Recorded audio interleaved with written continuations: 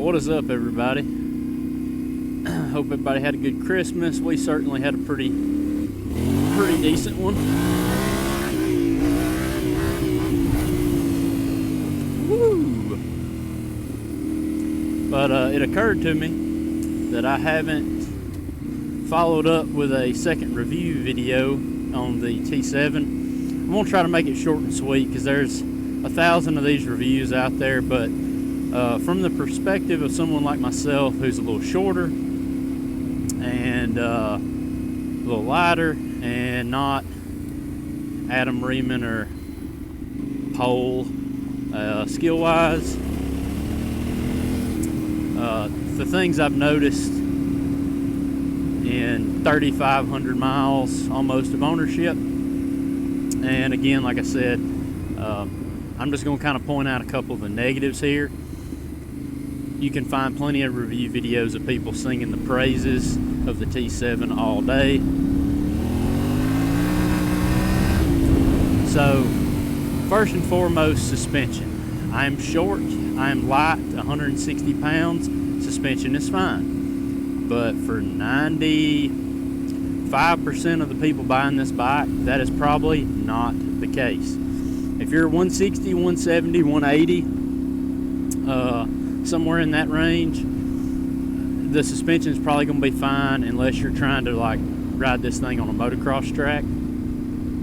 You do have the clickers and the adjusters kind of maxed out, not necessarily maxed all the way out. I don't have mine maxed all the way out, but you're going to be running them almost all the way maxed out.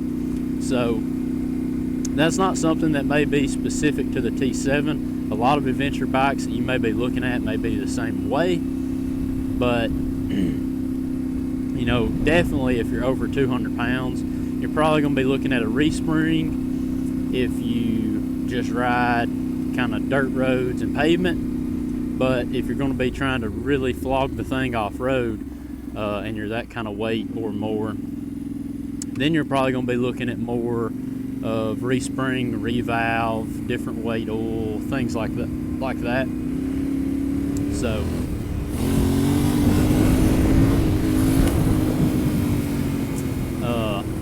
another thing, the next thing I shall say is the weight.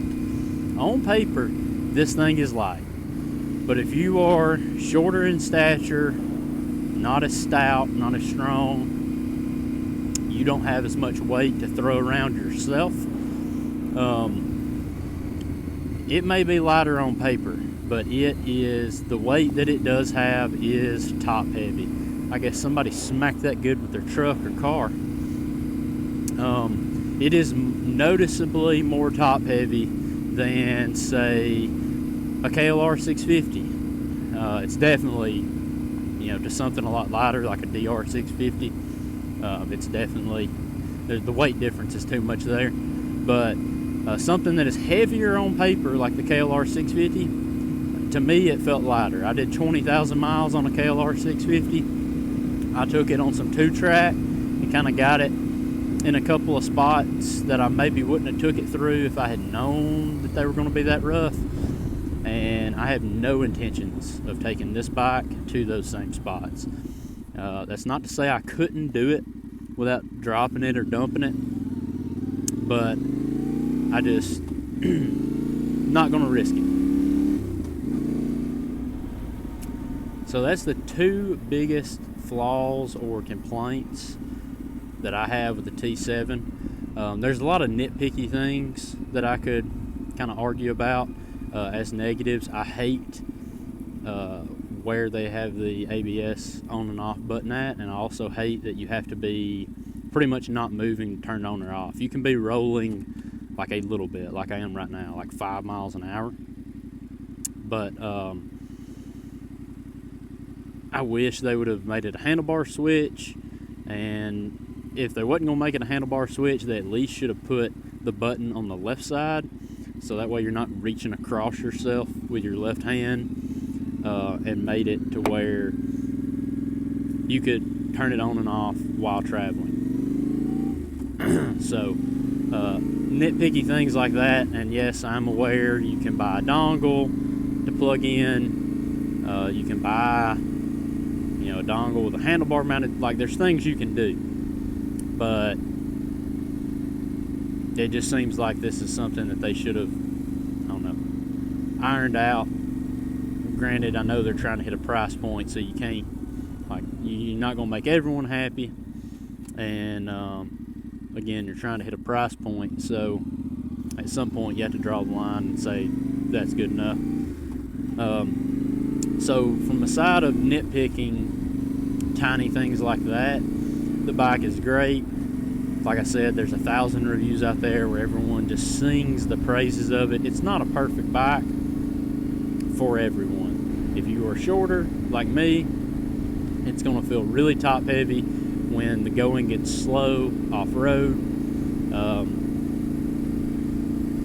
A lot of bikes are going to feel top heavy that way, but some not so much. You know, V-Strom 650, I owned one of those, way heavier than this on paper. Not as top heavy though. A lot of the weight is down lower, and so it doesn't feel as low. And then also you can get your feet to the ground a little easier, so you know that makes a difference as well. So two biggest complaints in 3,500 miles: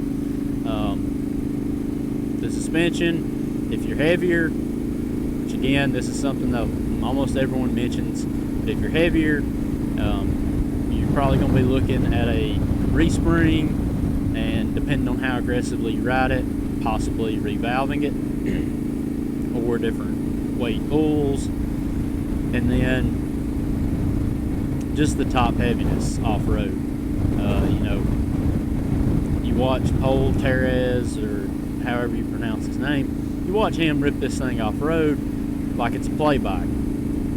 He's also, like, one thing I don't see mentioned very often is he's ridiculously tall. Like, I'd have to Google the exact spec, but he's like 6'7" or something. So, insanely tall, on top of the fact that he's got as much talent as anyone else that's out there riding one of these things.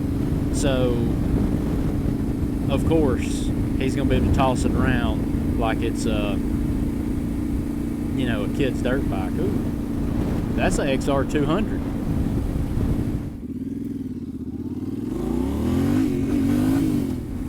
Other than that, I'm loving the bike. I'm loving my new tire choice. You can see I was kind of ripping along on that dirt road in some spots. The Tusk 2-track rear does amazing. The Dunlop D605 front is still doing amazing. Its only downfall is wet pavement, and I've said it in other videos, if I'm on wet pavement, I'm not trying to drag knee or really push it.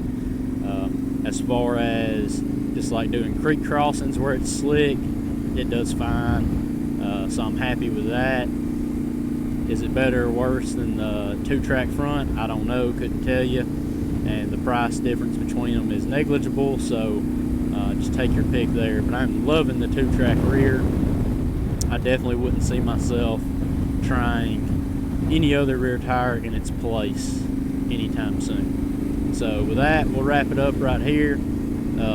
3,200 and change mile review. Still loving the bike. It's a great bike.